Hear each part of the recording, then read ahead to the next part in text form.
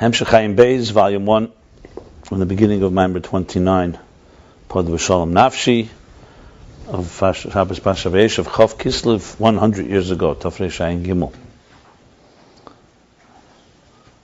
I also would suggest everybody should look at the Teirah Shalom, the Sichos of Yutas Kislev, Tafrei Ayin Gimel. It's pretty heavy stuff. 100 years ago, the Rebbe, this was said on Shabbos, and that's if I bring in Motzei Shabbos, the Rebbe Rashab had. It speaks about the Alter Rebbe, pretty unbelievable stuff there. It talks Eretz and Kalim, what a Rebbe is, in words of Eretz and Kalim. And Atzmi in Akeli Atzmi, that's the words he uses. So I think it's connected to some of the ideas here. But anyway, we began the discourse, Padr Shalom, beginning of the chapter Kuf Yud Gimel, 113, page Reshut Ches, Reshut Tes. So I'll begin from the Kuf Yud Gimel, even though we began the chapter, but it's worthwhile reading again. Reshut Tes is 200 years, and you see it. There you go. Everything's got hints. But let me sum up where we are, and then we'll continue. The summary is that we're in a longer discussion, which is, like I said, pretty rare for Ayin Beis, because Ayin Beis was written, as we know, one long flow of ideas. And then the Rebbe Rashab added the beginnings and ends, and as he delivered it, the connections to the weekly Parsha, or whatever, the discourse, or the Yom Tov, so on. So like Padr Shalom was added later, and the end of the Maimer. But, as an exception, the chapter of Vayetze, the Parsha, this episode of Yaakov and Lavan, with the placing of the stone as a monument or pillar, or what Lavan did, the stone as a mound, becomes a central theme in the last, how many chapters, from the end of Maimer Vayetze, basically from Kuf Zayin. So already in Kuf Yud Gimel, there's still a few more chapters to go. So it's a good 10 chapters, close to 10 chapters, just explaining Yaakov and Lavan in the Parsha. But he's explaining the idea that he's in the middle of, which is, it's a subplot in a subplot. There's a lot of subplots going on here. The main subplot is the three meanings in Spheres. So it was Mitzper, number, and then Sipur, the narrative, and then he began the discussion from the word Evan Sapir, which, as I said, it may not be a sapphire stone. It's more of a brilliant, luminous, transparent white stone. Maybe there is a sapphire, depends what level. We talked about that, the red stone, the white stone. But regardless, it's transparent. And it's reflecting the idea of spheres as being transparent channels. This is actually the theme of the Sikh of Yutas Kislev 100 years ago. He speaks about the Alter Rebbe like that. That he's an Atzmi, but not just an Atzmi, he's an Atzmi that went into Kalim. He speaks about how Atzmi manifests in the Kali. It's unbelievable words. If you read that, it's like he spoke about the Alter Rebbe, about the Alter Rebbe on all levels, that he was both at the level of being Atzmi and a Shama Klolis, and also he speaks about his wisdom as in the world, worldly wisdom. So it's worthwhile seeing. It's a good fabringen to read Teirah Shalom. If you want to fabringen, just read that. So what's the point here? The point... Teirah Shalom is informal, the Rebbe Rashab speaking off the record, basically. These are Hebrew, it's mix.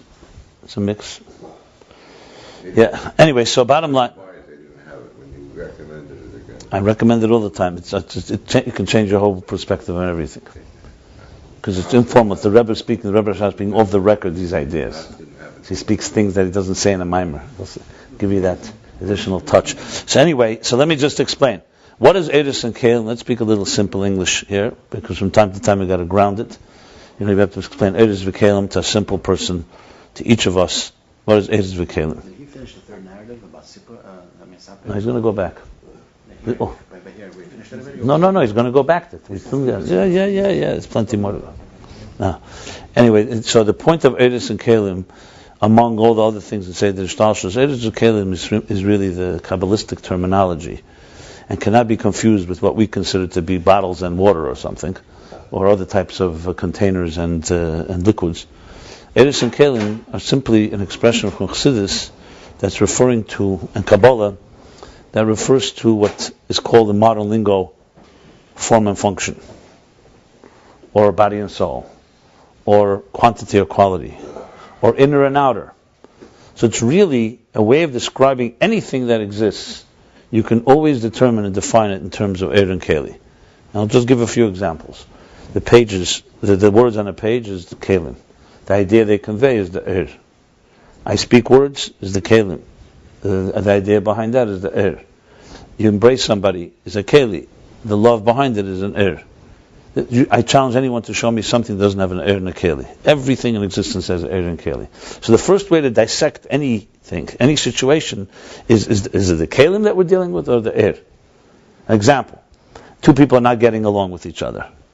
Is it the Kelim, their way of expressing, or they fundamentally have differences? Sometimes it's just maybe just different cultures. Maybe you mean one thing, I mean another, and we're not really disagreeing. Sometimes we are disagreeing on a fundamental level. So there's a big difference between a Er and a Keli, and because we're very one-dimensional, very narrow-minded, frankly, and not trained to think properly and look at a problem properly. We just look at a problem and say, "Oh, it's a problem." It's not a problem. It depends where the problem is. If you go to a doctor and you say, "I have a pain right here in my finger," God forbid, the pain could be on a skin problem. The pain could be a nerve problem. The pain could be on a much deeper level, maybe a reflection of a far deeper problem. How do you know? So just because something is painful or something is not working doesn't mean it's on all levels. It could be a purely container level. It can be an air level. When you talk on a psychological level, someone has, let's say, anxiety. Is anxiety on a Kelim level, on an air level, or where the air meets the Keli? And remember, in air and Kelim itself, there are many levels, which I'm not even getting into. There's Primis HaKelim, Chutzein HaKelim, Mtzoyes HaKeli, the middle, outer, and inner levels of a Keli. And the same thing there. There's Primis HaEr, Chutzein HaEr. But I don't want to get too confusing. The first basic principle is that everything has an Er and Keli, and every issue in life, you can look at it that way. Now, in the broader sense of the word, when you speak on the cosmic order, God's relationship with existence, that's where it all began. Because God created, first everything began as energy, and then energy manifests in matter. See, we work the other way around. How do you know you're hungry? Because your body tells you I'm hungry. But that's your body's reminding you that you need some sustenance. You look at a piece of food, the container of the food is bread, water, fruit. The energy of the fruit is what it turns into when you digest it and turns into your blood. Then one food will give you other energy, different vitamins and minerals than another food. No one sees that. We only know it. Today we know that an orange has these and these. So everything has an outer and inner. And obviously the ultimate goal in life is to have them aligned. If your outer and inner were aligned, you have no problems. Okay? Now, what is it, for example, you look at a newborn healthy child, everything's working perfectly. They breathe perfectly. You can see the chest heaving up and down. The air in Keli is perfect. The air goes in, the lungs completely absorb it, breathe it out. Look how we breathe. How often do you take a deep breath in?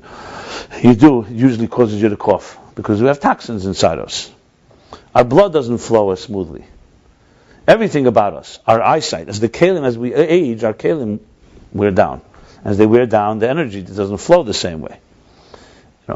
Now, before Chetei Tzadas, the reason that it says that if they hadn't eaten from the tree, they would live forever was not a miracle. That was the way it was. Not. Death is an aberration. Not long. Why would a soul that has infinite amount of life power ever have to leave a body? Imagine putting a liquid in a cup. Except for evaporation, why should it ever have to leave the cup? The answer is if the cup gets punctured. If it gets punctured, okay, then the water will leak out. The body, by Chetei Tzadas, got punctured. Psychologically, spiritually speaking. So now the body is no longer aligned with God. So after a while, the soul will seep out, so to speak. The body will, think of it as an appliance that will break down, and this neshama can no longer stay there. Not because the neshama got weaker. As a matter of fact, the neshama gets stronger as it goes, because the neshama is driven by spiritual energy. The point I'm making here is that in every possible way, the idea of Eris and Kelim can be spoken about in health, in physics, in science, even in literature, in communication, in relationships. There's no area in life, education. It's all about Eris and Kelim. Now, Eris and Kelim obviously a broad term. Then there's a difference between what about Er and Keli and a Chesed. That's already speaking about how your love has an Er and a Keli. Some people are very, very loving people. They just don't know how to communicate it. I've seen this. I've helped some couples where one person is very loving, but he just was never trained how to say it. Doesn't know how to say thank you. Doesn't remember. And the feelings are all there. Wasn't that? And then sometimes you have people who are very cordial and say everything right, but they don't have the feelings. So you can have an Er without a Keli, you have a Keli without an Er. Or you can have a Keli that's immature.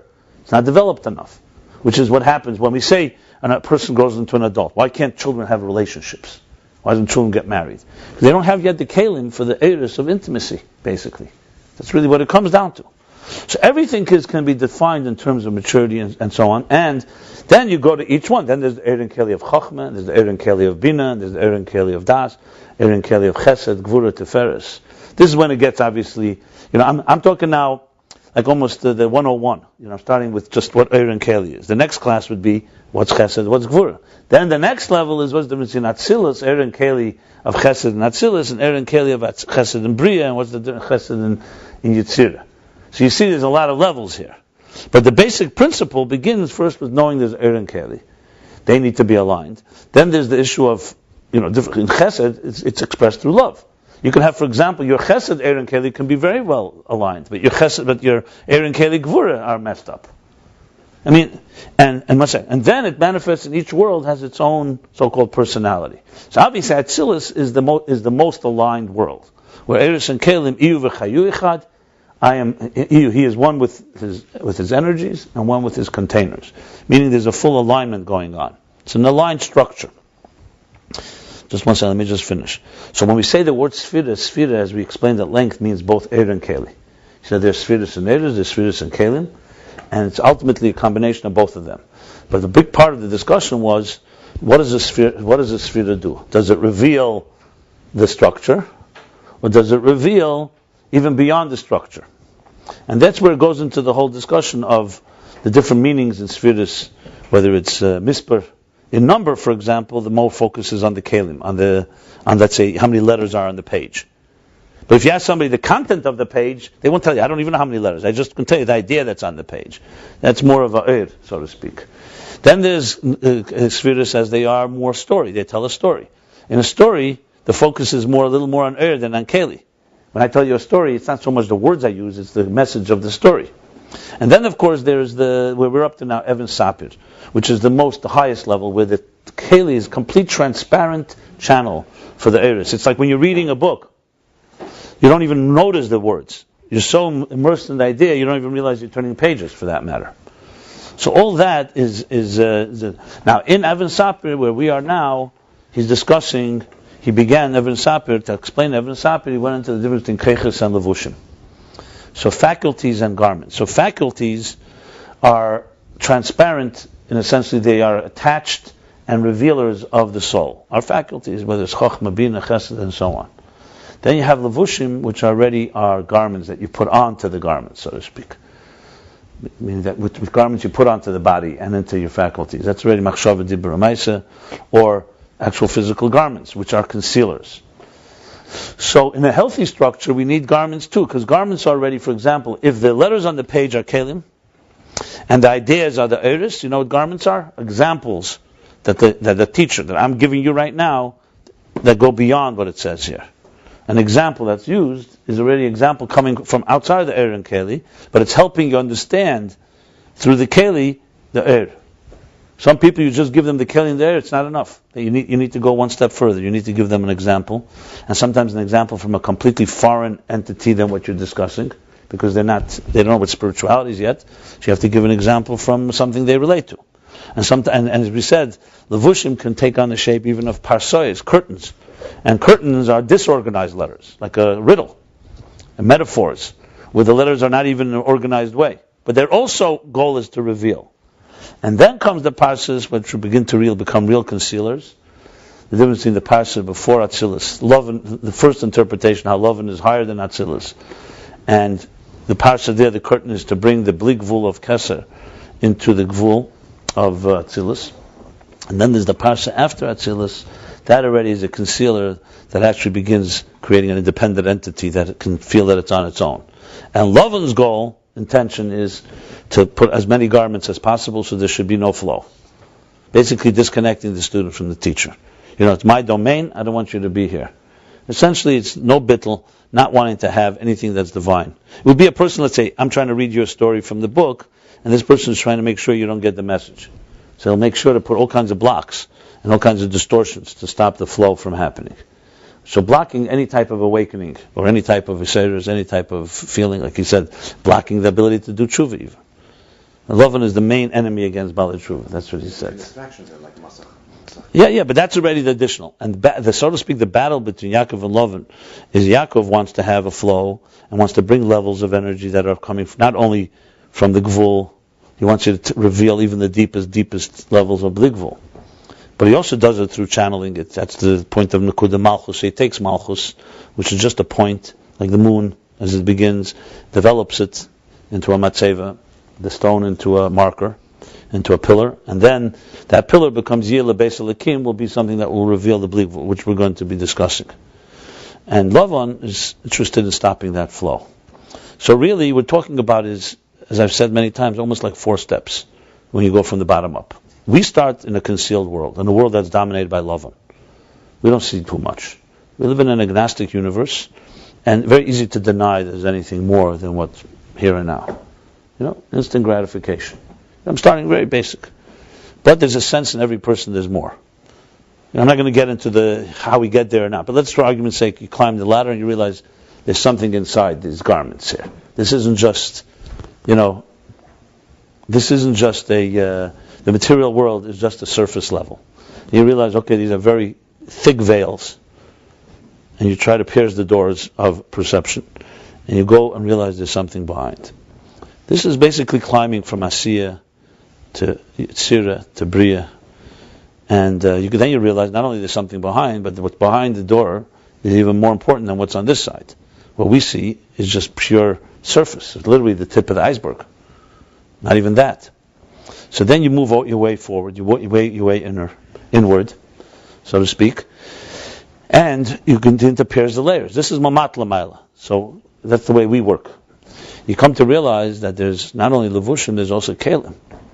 So you realize, and it's like, think of it like this, it may be a good example. You walk in the forest, you can see a lot of overgrowth, thorns, bushes, weeds, the whole works.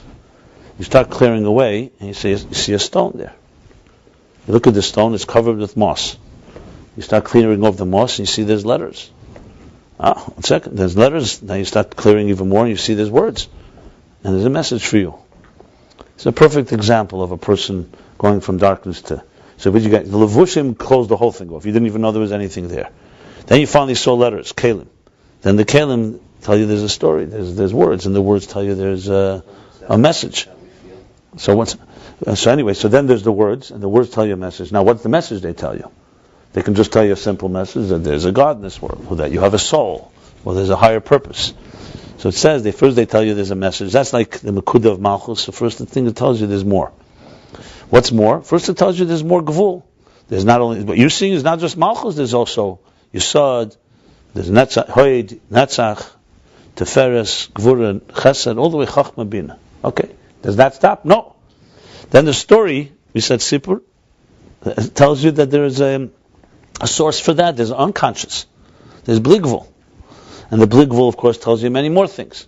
That God is not, the artist is not defined. The one who put the stone here with the letters and the message has more messages that are not on this stone. So all this was concealed, and you're working your way all the way to the Bli Gvul part.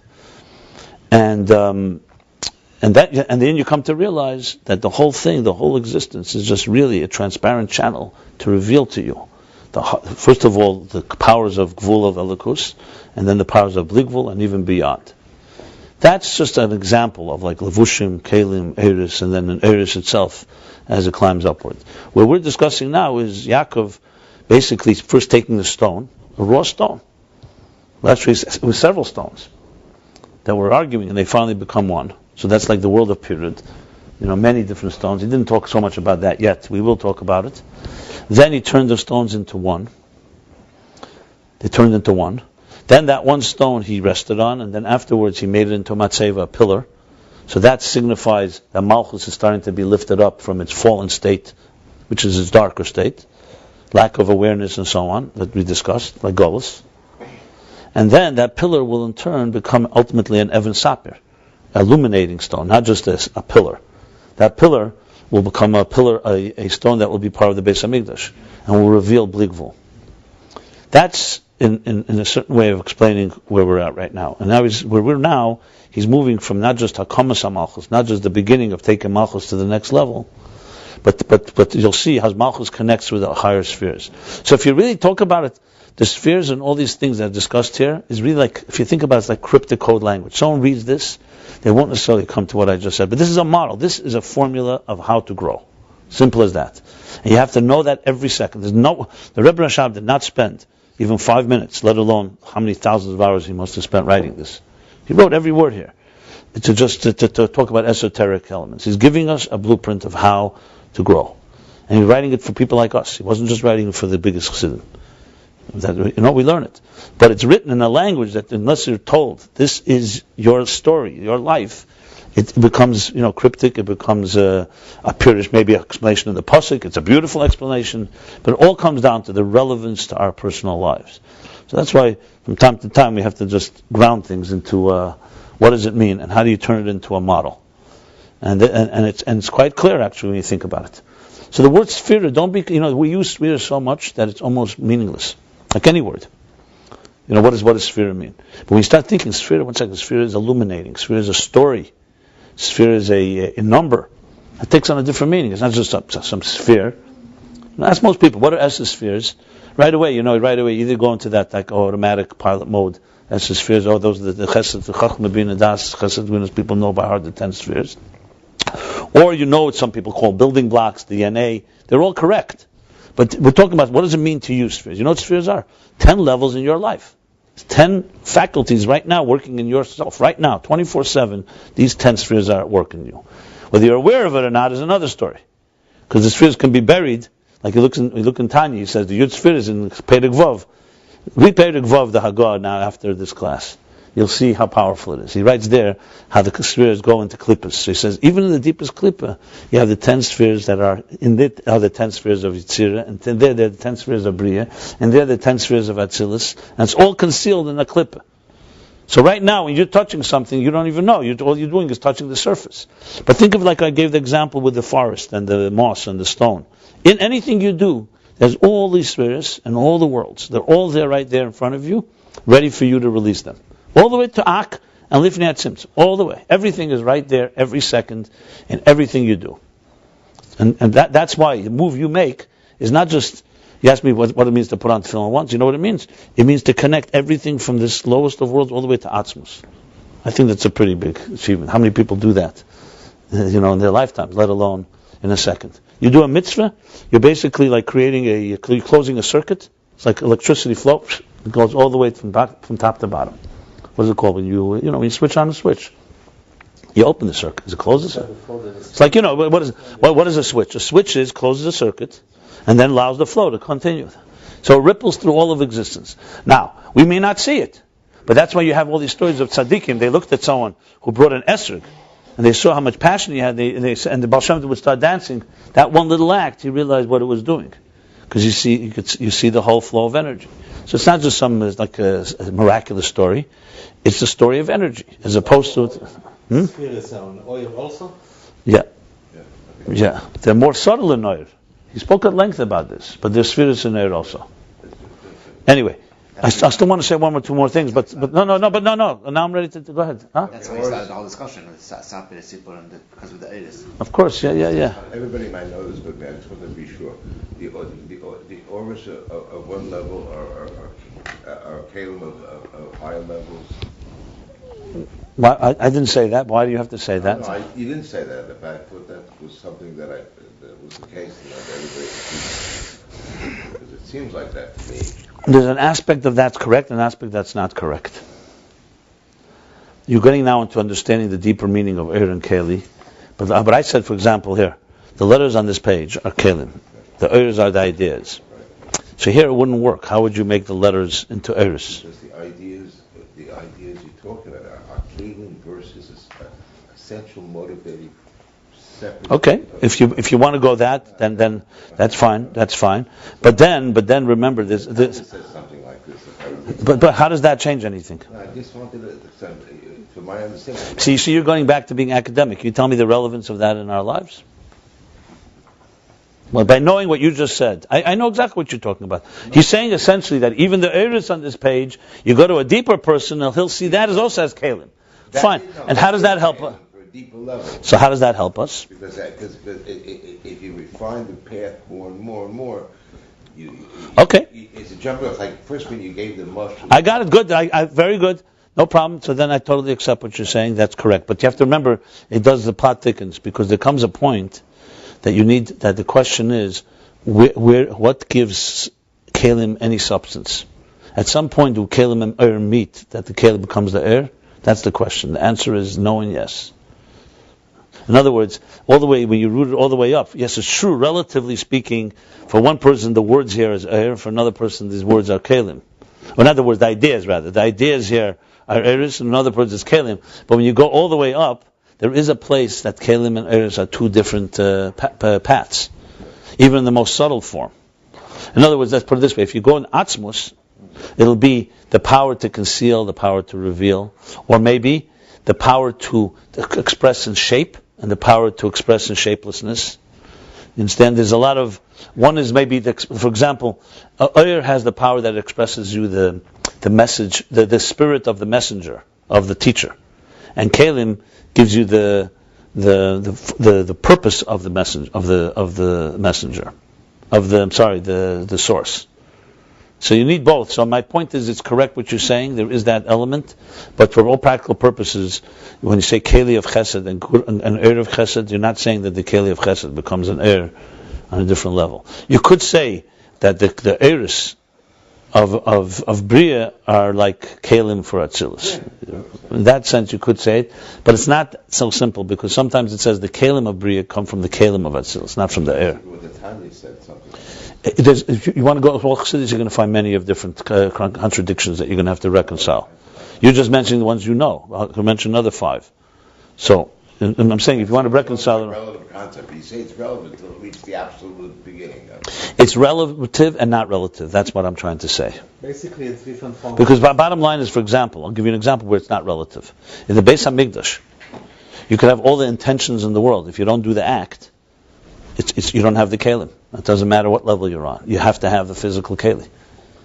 When they brought an offering on a mizbeach, it wasn't enough to think about a mizbeach. You needed a mizbeach. We have a Beis HaMikdash today, Ruchnis. You need a physical Beis HaMikdash. So you see there, a keli is not a relative thing. If it's not here physically, there's something lacking.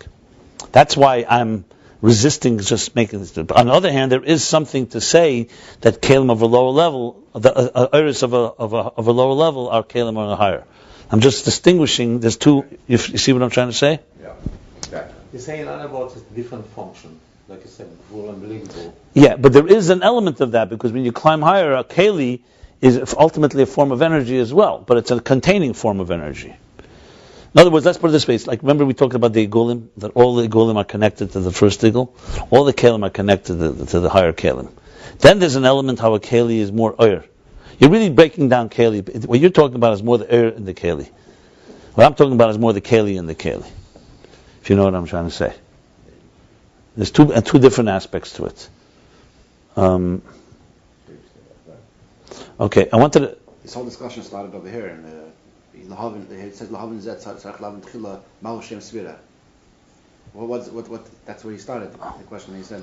The whole discussion began in the first question that he hasn't answered. How are there Sviras in Bligvul? Yeah. In Makifim. Yeah. No. Yeah. Not in Er. No. In Er was answered already. In Er is HaMakifim. No, it's a different thing. Er he explained. He's asking now how in the Er Bligvul there's Sviras. In your summation, you said there were 2 more things you wanted to add. I wanted to say something in regard to what someone was asked earlier about more how Lavan and Yaakov work. I spoke how it is Mamat Lamayl, from the bottom up. Yaakov, however, is not doing it from the bottom up, he's doing it from the top down, as we learned. If you remember, in the last chapter, he said something like that. What did he say? Huh? Now, what did he say? He said exactly this question. I'm sure. Do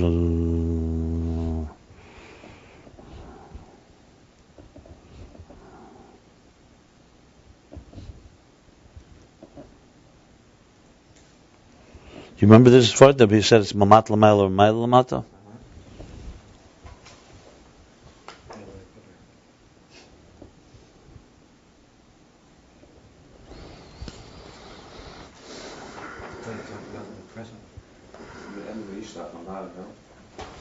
Yeah. Right. Hinezeu ba'abira b'derech mamatlama. Right. Exactly. Thank you. V'gam dabirur machshav hari abira d'chacham dafka etzel osid. Right. Because he asked the question. Yaakov starts with the birurim of love and that chacham and bina, and then he comes to the birurim lower of Esav. Right. V'gam the birurim da'achshav hari, even though the birurim da'achshav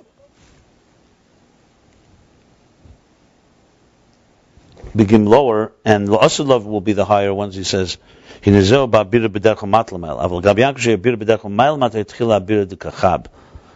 Okay, that one line is a critical line.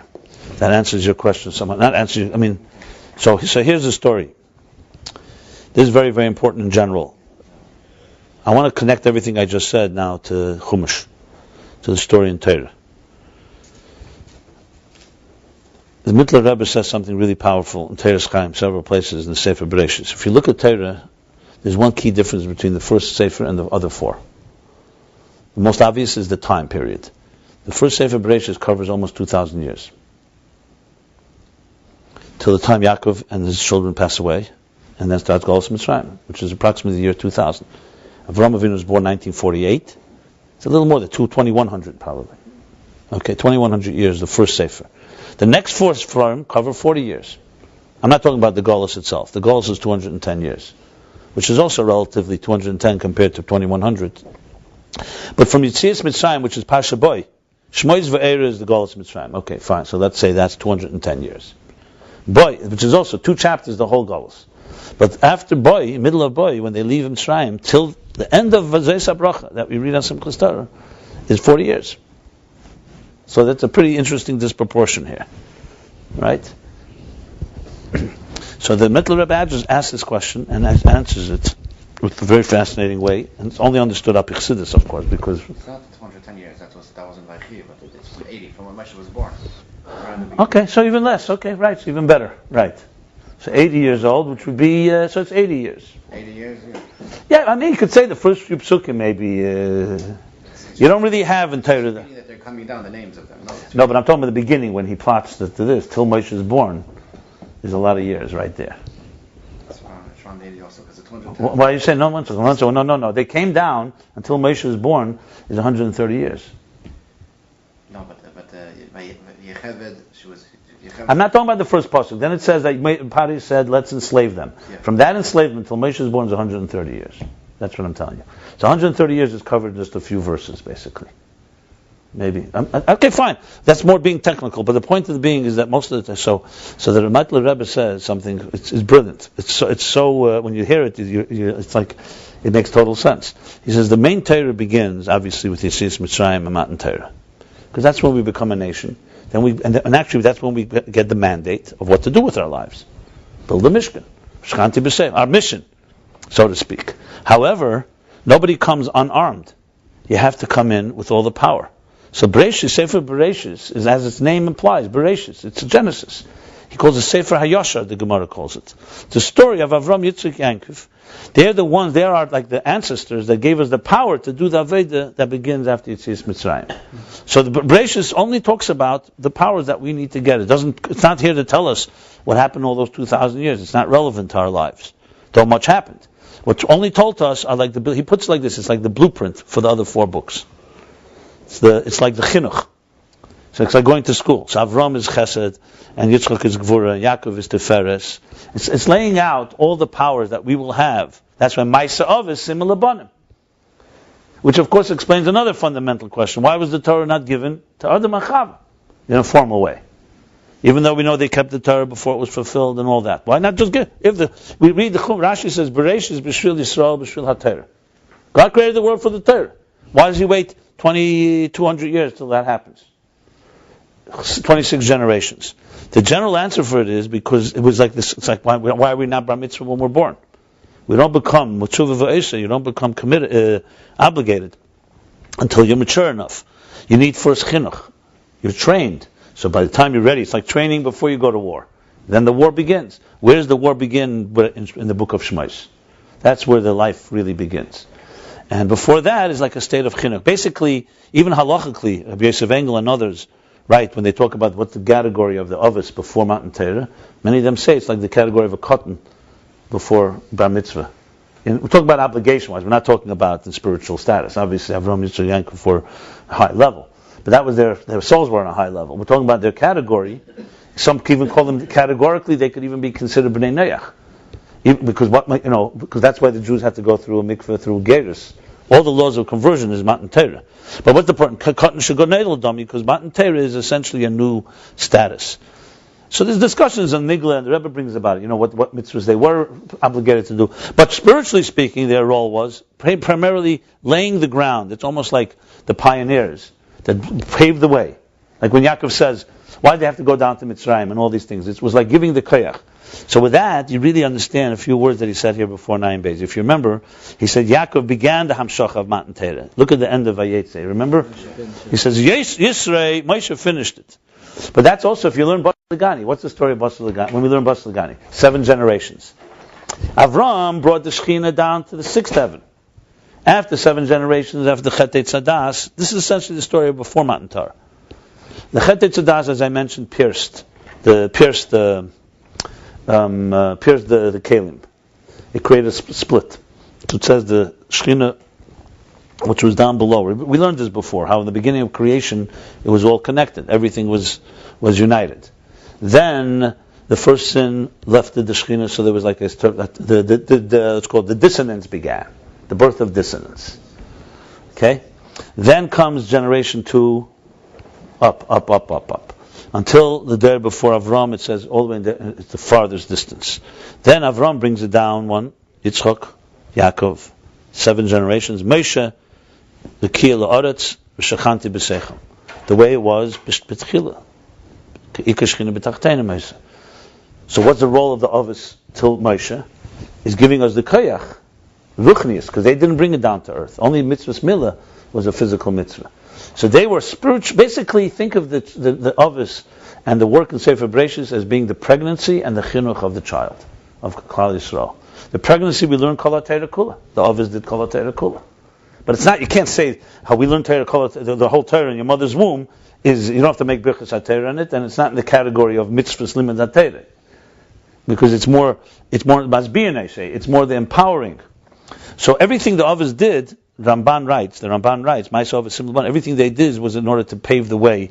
It's like a father paves the way and then gives the company to the children who can really take it to the next level. So the Kavanah is, Matan Torah brings it down to earth and the real work begins. But the Ovis that's basically, it's an unbelievable take on Bereshis and the Ovis. It just gives you a good picture of the Torah in another way. And then, of course, starts the real work after Golus, where we are today, which has taken all of that. So when you look at the Ovis, every story that happened with them was really a paving of the way. It's a taste of what would come later, but not the full thing. Like chinuch, like little chinuch. You teach your child negelvasa, you teach your child the Moedan, you teach your child manners. What you're doing is you're setting the stone that when he's ready and he's mature enough, he already has. If you start chinuch at 13, you're going to have maybe a person who's adult, but he's going to be completely immature. He's going to be completely undisciplined. He won't. That's why mitzvah's chinuch is so much discussion. Without chinuch, you can't have the rest. But chinuch itself is still only a training period. And of course, you all know the Sifri the Rebbe brings about asud tziyanim. What's the word there? Mitzuyanim. Huh? That today all the mitzvahs are like chinuch. There's opinion that every mitzvah we do today is only a chinuch for what will come in the future. Rashi brings it down also. Right, in Vorim, yeah. And all the mitzvahs we do, we shouldn't forget. Right. So it's a training. But don't ever take away. Without the training, a soldier can't fight a war. So it's like what the Tzemach Tzedek said about Mashiach. Aha. Talk about it now, so then when it's told to you, it's not like, I don't know what's going on. So you open your eyes, you realize, this was always there. I wasn't aware. That's why the Rambam praised the other guys. Yeah. Anyway, so I'm going to just go back now. So if you go back to the end of the Maimer, to the end of the first beginning, Evan Azais, so Yaakov's work with a sheep of Lavan. I'm not going down to Avram and Yitzchak. That's the discussion in the previous chapters. Yaakov's work is all paving the way for our Aveda today. So here's how it works. Sheep are also called Neshamas Yisrael. It's brought on the Shom. Yeah, but he says here it's talking more Yitzhak from Tainug Elyon, from Levin Elyon. So here's how it works. God created the world, Beis Bar Elokim.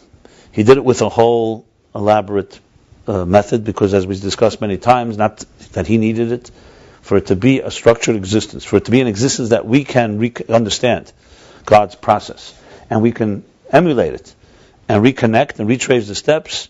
So there's a whole order.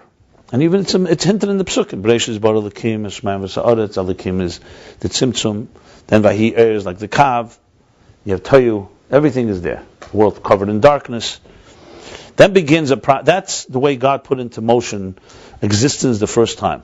So the Eitz Chaim says, it's a question, you may have seen this in Chassidus, the Eitz Chaim says, isn't the whole existence dependent on us, on our work? So it says the first time was halos man minei ubei. You ever hear that expression?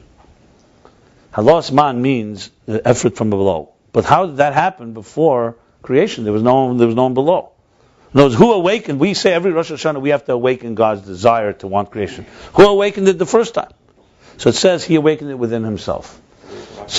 Right. That this is called halos man. In other words, the first time it was like the nekeva within the zachar itself. You understand that type of thing. Sometimes it says but remember, even the benim nimlach is also God initiates. So there's no tzaddik hanging around there. It's God's envisioning the tzaddikim that will come. So the bottom line is that's Nesava Kadosh Baruch Hu that God desired Tachtenim. So this is a desire that's all the way rooted in Atzmos. And then the Eitz Chaim says, it's not explained. It says Avatai v'Shtok in Kasha. Let me just say one thing.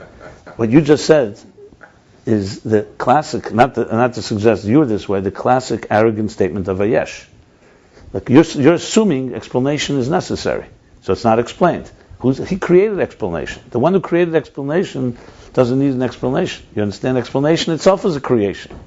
So you're saying it's not explained, right? You're saying, in other words, he did it, but he didn't do it perfectly because he didn't really explain himself. No, 1 second. That's how we all see it.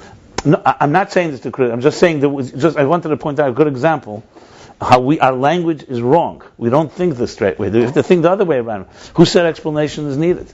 He created explanation. Why did he create explanations is really the question. That there's no explanation. He wants us to understand. I once wrote an article, is logic logical?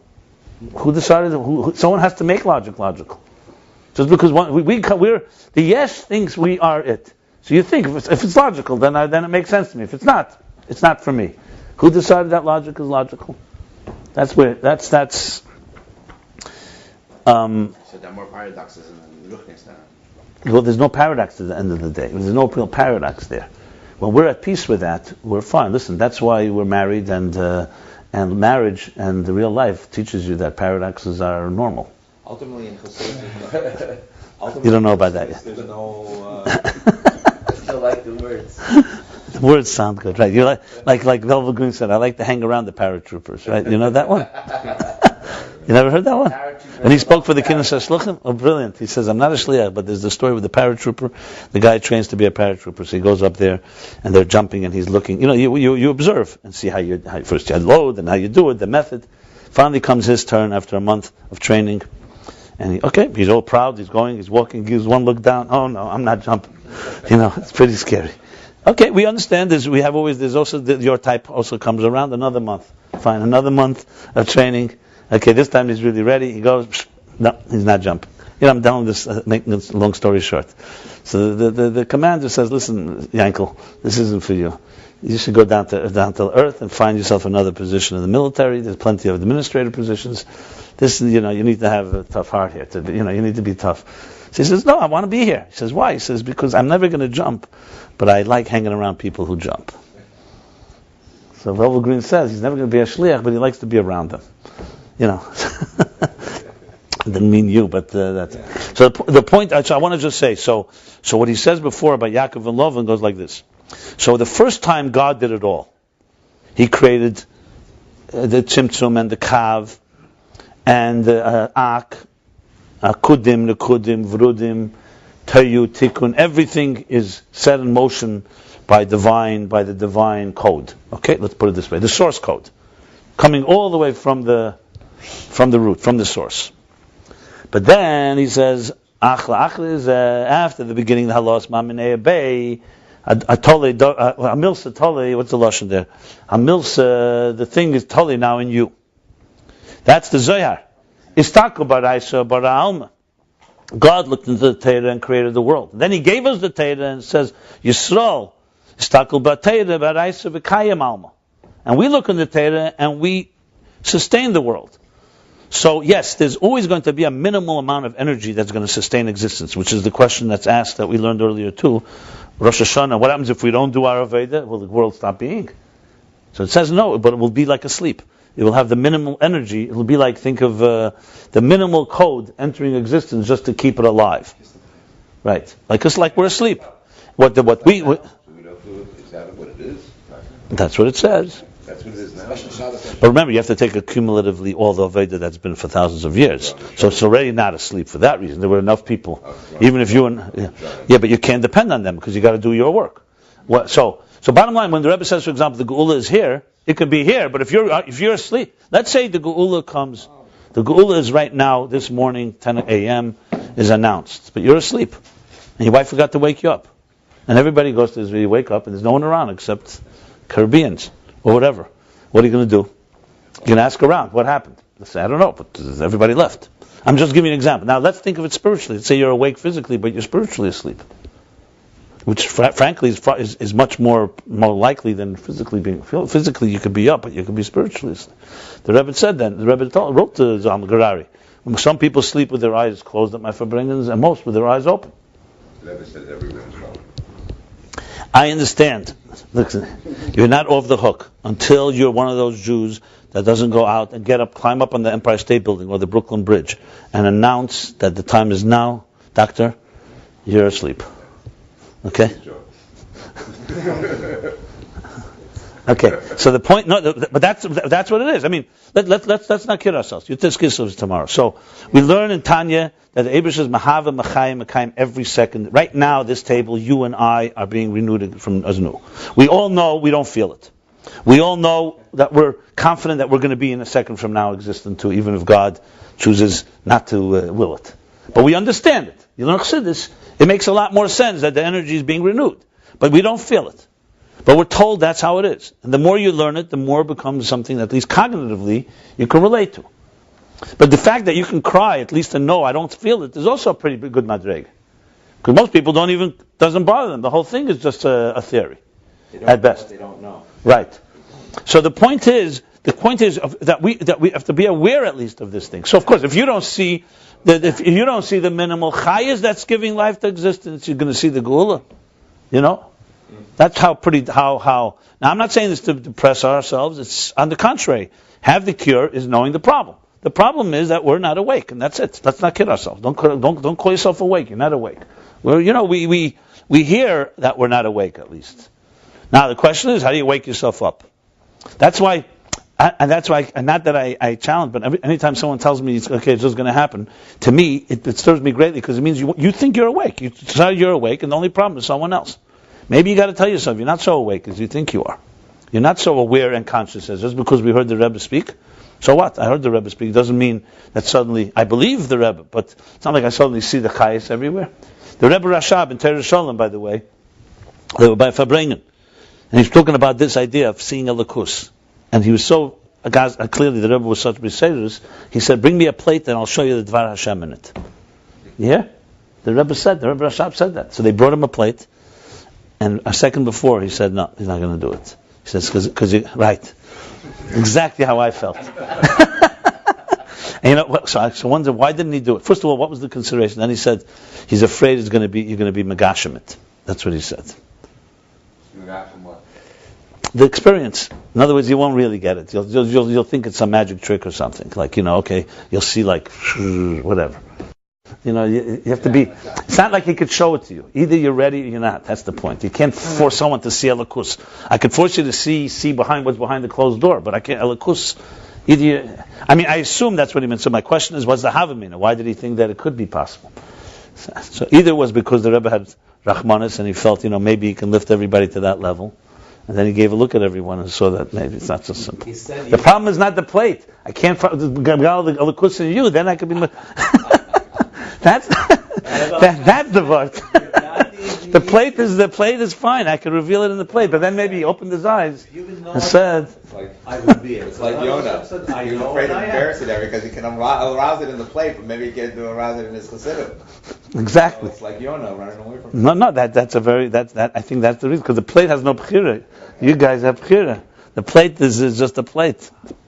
It's in Torah Shalom. It's amazing. You read that piece. I also, first time I read it, I said, wow, what happened next? Too bad.